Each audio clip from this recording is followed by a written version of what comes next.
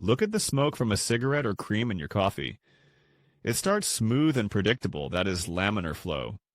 But quickly it breaks into a chaotic dance of swirls and eddies.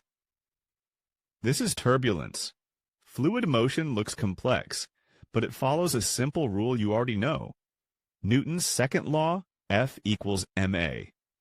The Navier-Stokes equations are just F equals ma for fluids, describing how every drop accelerates based on the forces acting on it. On the left, we have rho times the change in velocity, which is acceleration. On the right, the forces.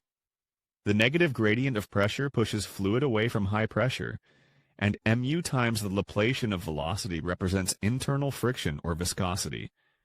Imagine a grid of velocity vectors. A high-pressure zone, shown in orange, pushes these arrows away.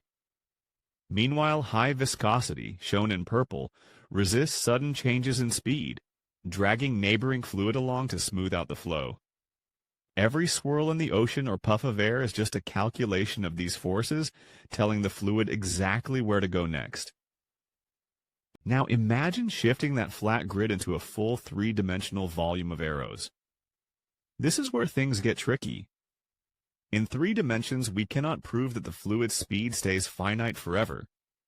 In this region, watch the arrows. They spin faster and faster, their length stretching toward infinity. This is a singularity, or a blow-up. A smooth solution means the fluid doesn't suddenly break or explode mathematically. In nature, air feels smooth, but we lack the rigorous proof. This is why the Clay Mathematics Institute named it a Millennium Prize problem.